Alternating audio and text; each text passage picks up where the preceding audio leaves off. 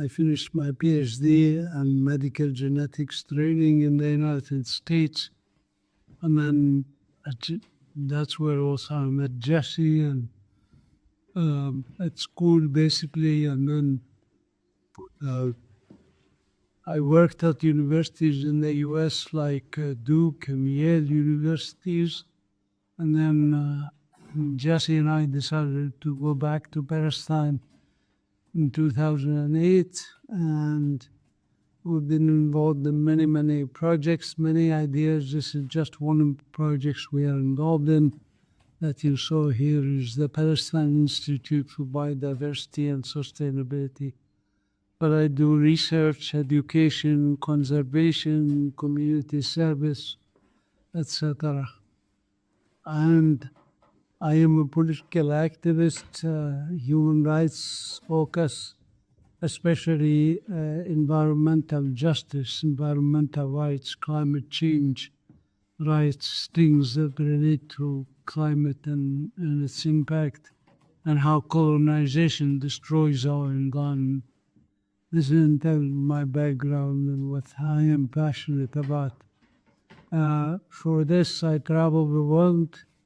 Jesse and I, in last year, 2024, we went to Australia, New Zealand, England, Ireland, the United States, and a couple of other countries, and to speak about the issues of what impacts the Palestinian environment and the Palestinian people. And the people are, of course, connected with the environment. The environment can live without people, but people cannot live without an environment, without nature. So, obviously, we must protect nature, and colonization has a huge impact on our environment, beyond even what I had thought as a biologist, what I had thought was possible. The more I study, the more I realize how damaging it is. For example, if we take the 1948 areas, which are the first areas of Palestine that were converted to a Jewish state, or tried to be converted to a Jewish state. To create that, Israel uprooted over 530 Palestinian towns and villages, destroyed them, basically. But they didn't just destroy the structures and the houses. They destroyed the fields around them, the terraces, the trees around them, both domestic trees and wild trees. Domestic trees like olives and figs and almonds, and wild trees like carobs and oaks and pistachia and hawthorn and things like that. They destroyed tens of millions of trees in historic Palestine and that 1948 areas. They did plant a tree, which is the pine tree. Pine trees are very bad for our environment for many reasons. They are not, of course, biologically diverse. They actually suppress diversity because the leaves they shed underneath them don't have much for growth underneath them. But also because they are essentially Northern European acclimatized, in Palestine with dry climate, they are more susceptible to fires. So we see fires in the Galilee, fires in West Jerusalem, and other places where such pine trees were planted. This was just one of the projects they did, that is to destroy two things: biological diversity and human diversity. And if there is a message you want to take home from my brief talk, I want to have more of a discussion as a small group. It's appropriate to discuss, especially with the seismic shifts that are happening now in places like Syria and Lebanon and the rest of our region of the world. So I want to leave plenty of time for questions or discussion. But the bottom line is if you want to remember that bottom line, is colonization is not good for biological diversity and it's not good for human diversity. And that decolonization restores biological diversity and human diversity. Let me explain about human diversity, for example. Palestine before 1948 was multilingual, 44 languages spoken in Palestine before 1948, was multi-ethnic groups like Ethiopians and Moroccans and others, and of course the main stock remained Cananitic stock. Me and those guys are all Cananitic genes. That's the main stock, but on that was grafted many other, kinds of people. So multi-ethnic, multicultural. We had many cultures here, not just Arabic culture. We had Assyrian, we have others, and also multi-religious. Multi-religious because we had many religions. We had Christians, we had Muslims, we had Jews, we had Baha'i, we had Druze, we had people of various religions. So multilingual, multicultural, multi-ethnic, multi-religious community before 1948. One of the most diverse countries on earth for the size of the country, which is only 27,000 square kilometers, a very small country. What did the colonizers want to do? They want to wipe all of that out and create a monoculture, mono-religion, mono-language, mono-everything. That's destroying diversity of humans to make a monolithic society called the Jewish State of Israel. The Jewish State of Israel, by the way, is not a country. Israel is not a country. Please don't confuse those two terms. Israel is not a country. Israel is a project of imperialism and colonialism. That's all it is. So destroying our diversity, our human diversity, to create this creature called the Jewish State of Israel is harmful to us, harmful to nature. Comes with the issue of nature. Yeah. Harmful to even Jews themselves, by the way. We can talk about that if you want.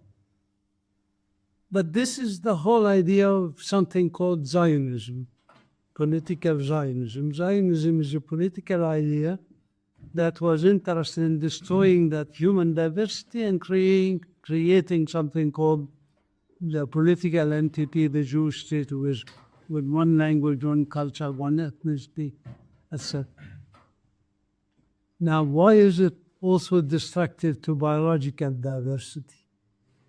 Well, why was the European colonization of Australia, or what became known as Australia, of course, and what became known as the United States, why was it destructive to biological diversity? The answer is very obvious.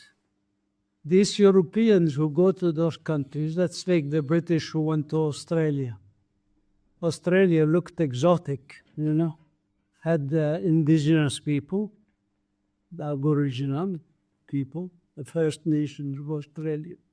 But they also had all these weird animals and plants that they are not used to from where they came. So what are they going to do with this country that they called Australia? They want to remove the indigenous people, number one, of course, and they butchered them, genocide. But they also want to make a New England. They want to make the landscape look British.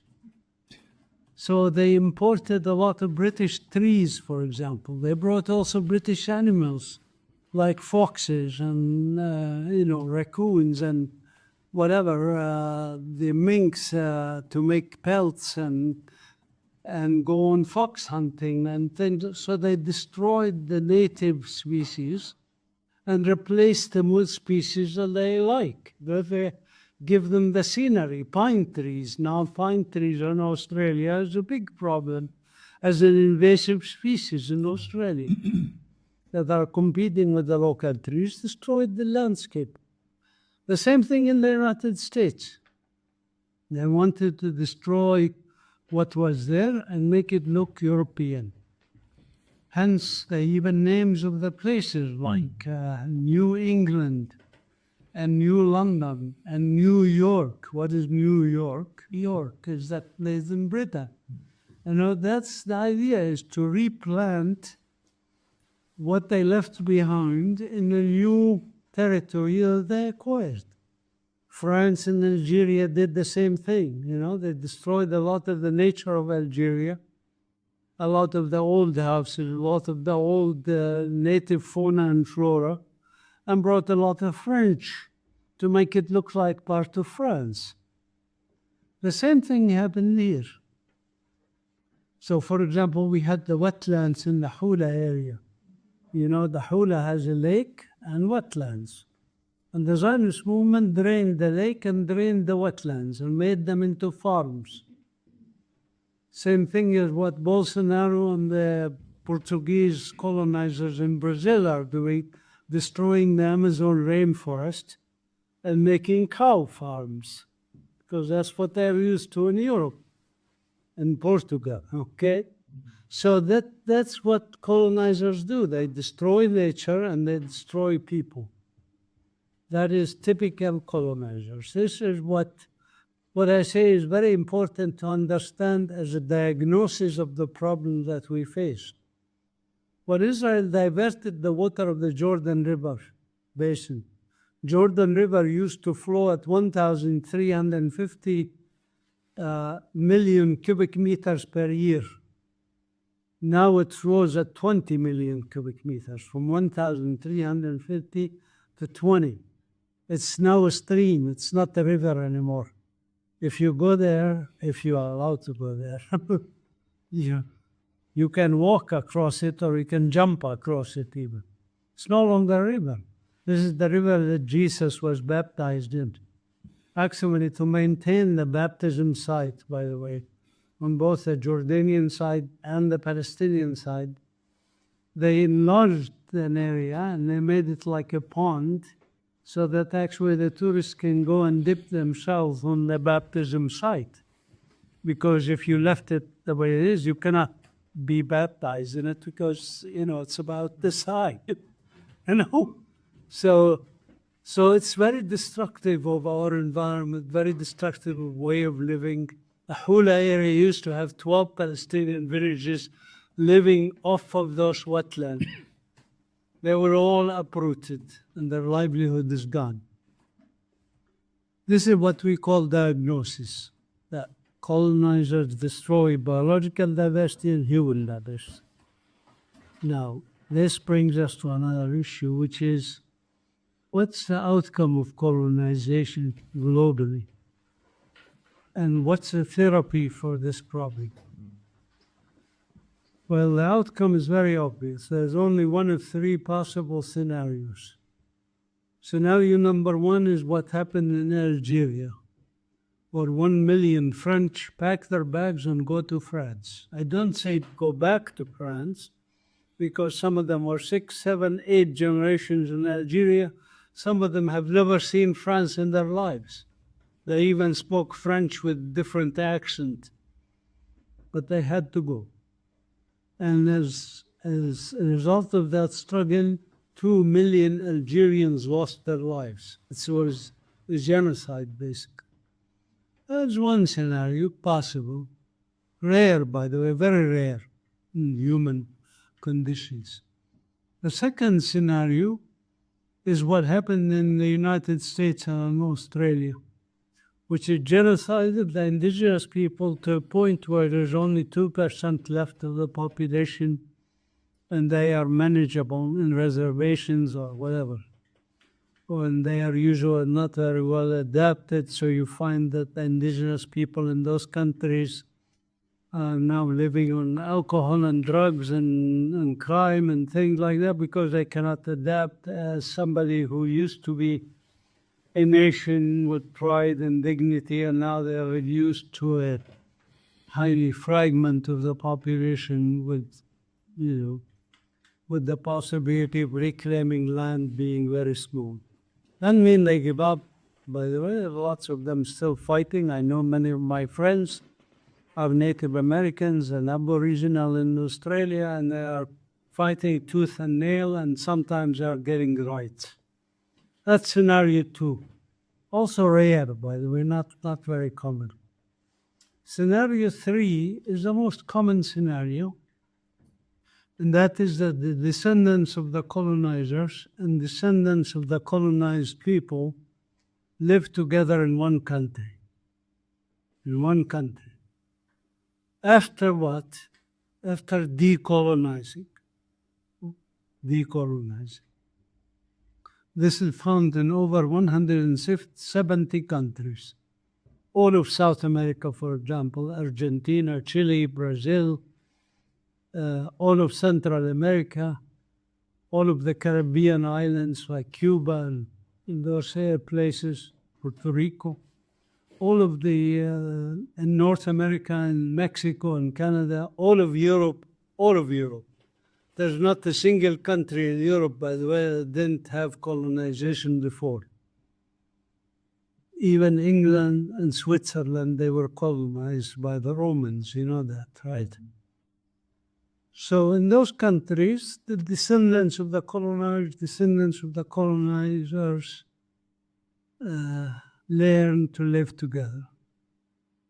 It's not kumbaya, it's not happiness, it's not wonderful heaven. There's always problems, and there's various degrees of decolonization. Decolonization level in Mexico is not the same as in Brazil, for example.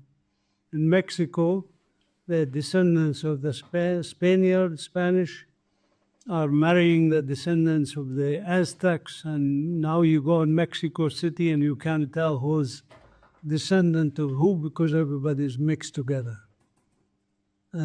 Brazil is different. Brazil, there's still segregation. There's still people like this asshole Bolsonaro, who's still essentially a Portuguese colonizer. He wants to destroy the Amazon, and he wants to have more cow farms for his relatives and friends. So different levels of decolonization. But there's no fourth scenario, by the way. There's never in the history of colonization and decolonization when you had separation of a colonized country into two states, one for the colonizers and one for the colonized. That doesn't happen.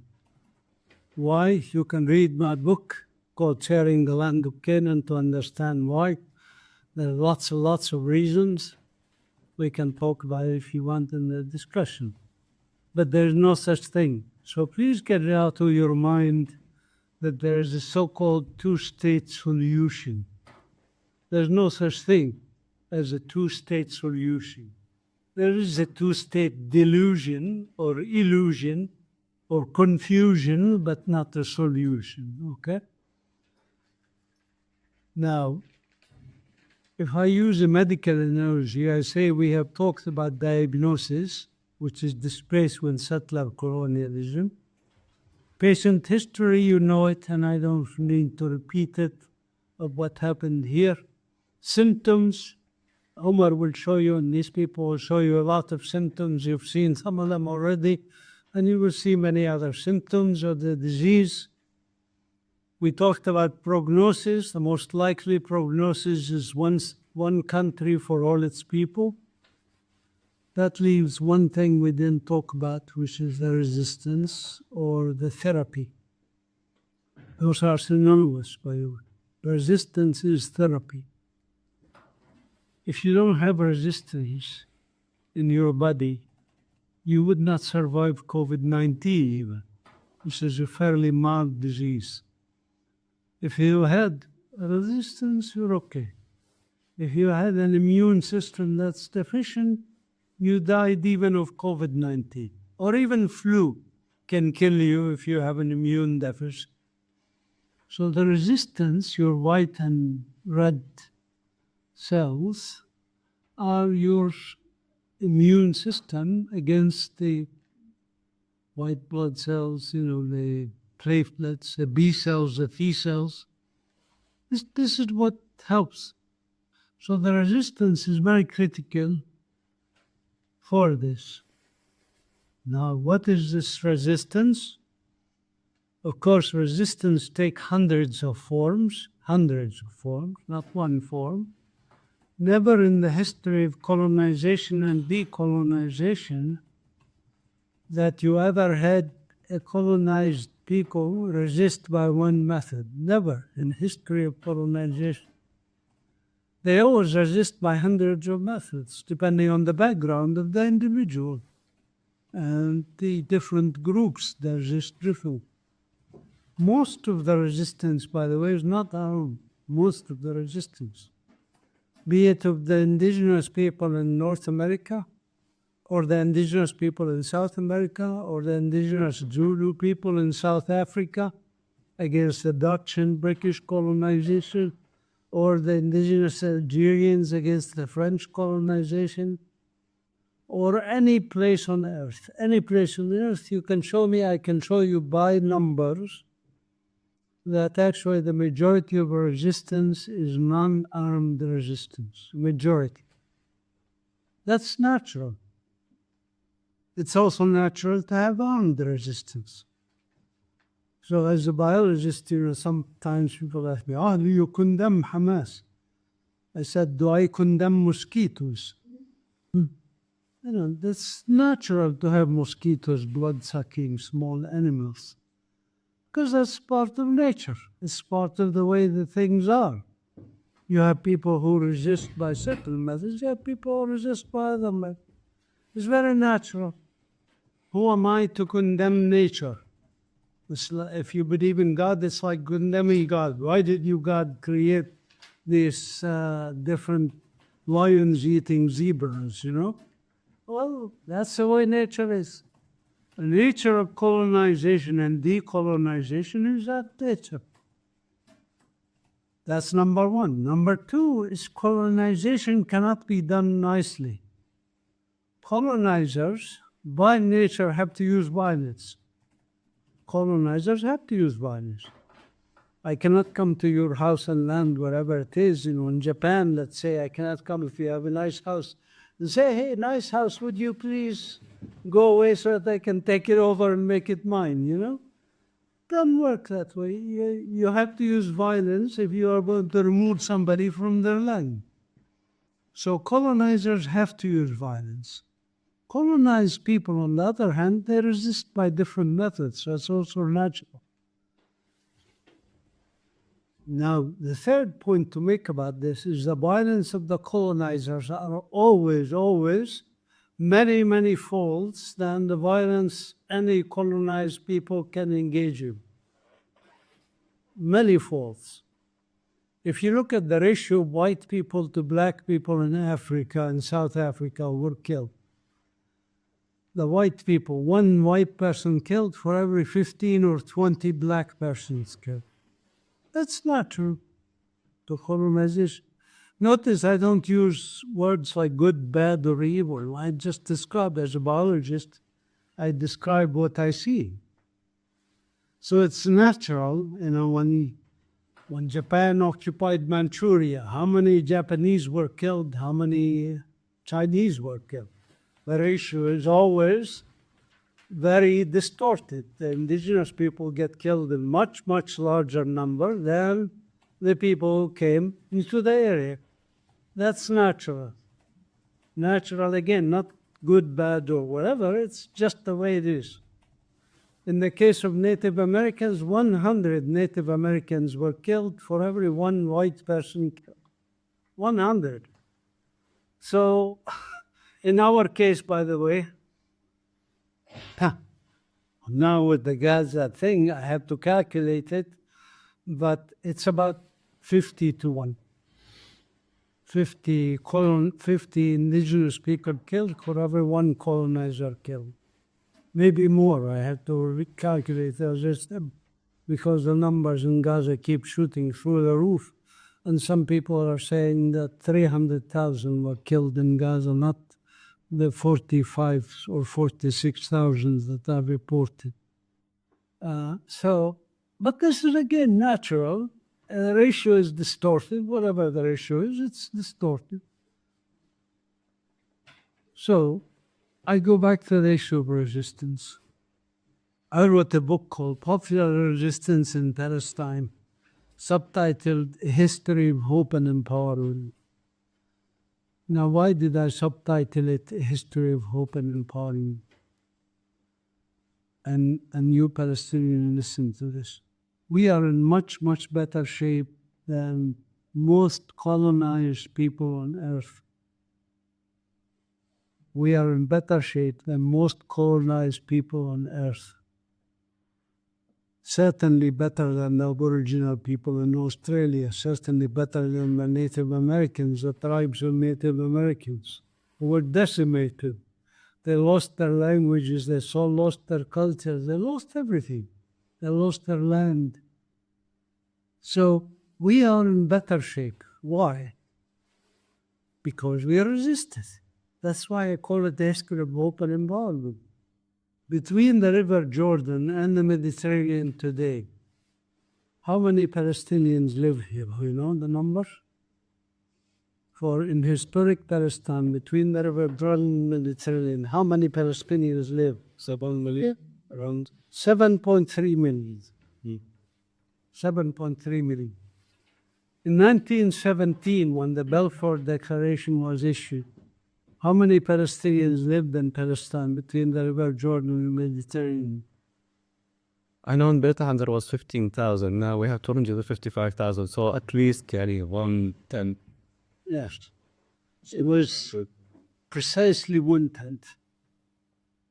About 800,000 Palestinians lived in Palestine, Muslims and Christians, in 1917 when the Balfour Declaration was issued. So we are actually almost tenfold more Palestinians living here than there was in 1917.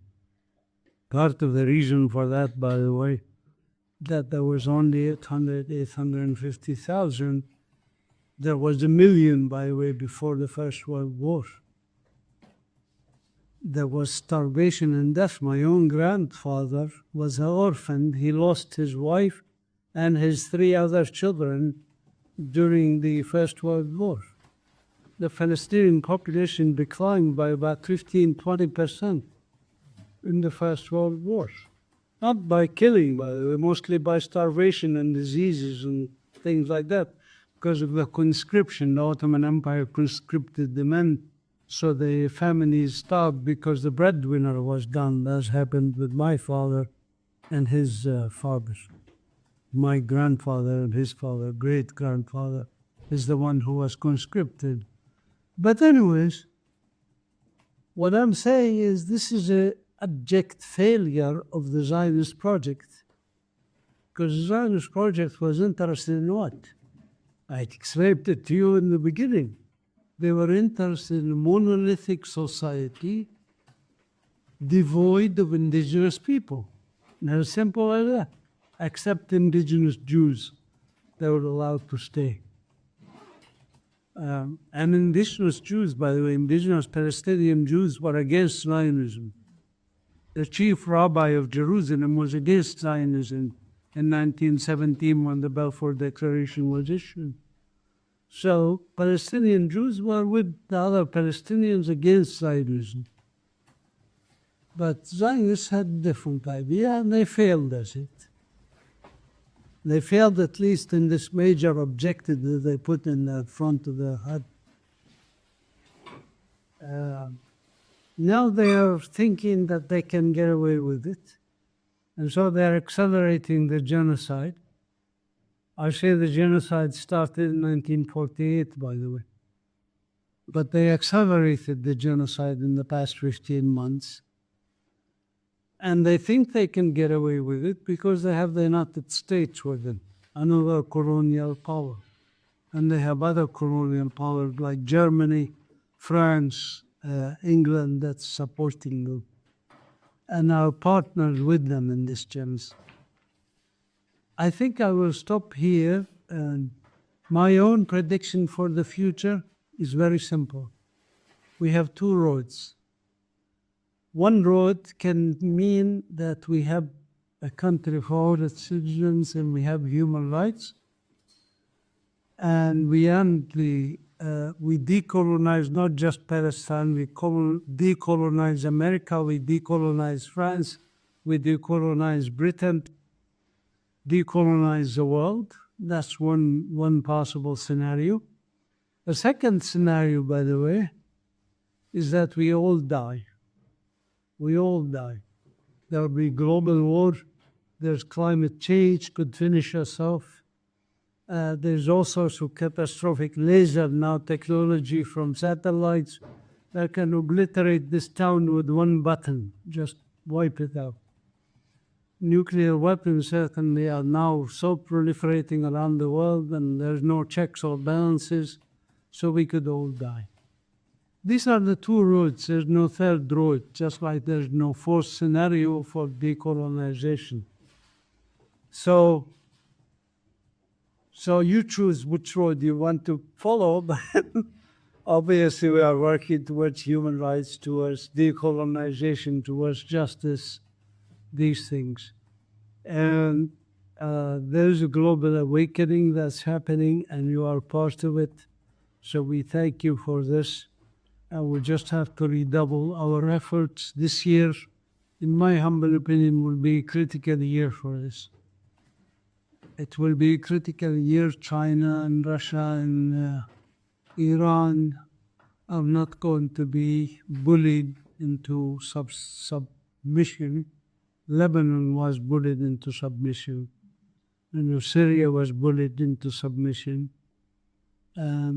The situation in Iran and those countries is vastly different, and they're not going to let it happen. And so that's why there's a danger of global war. And I am afraid you will see the issue of Taiwan now come up very quickly. My wife is from Taiwan, and so that will be a danger also to start a world war, just like Ukraine and Palestine. But anyway, there's now the BRICS countries are coalescing and strengthening. So it will be the BRICS countries versus the NATO countries. And neither of them will be a winner in a confrontation. The only winners in the next global war will be cockroaches, because they're resistant to nuclear radiation. And as a biologist, I say maybe we've had our chance as a species. Let another species take over this planet. I have done my part trying to awaken people. So I don't want to wake up. That's our problem. Okay, discussion, questions.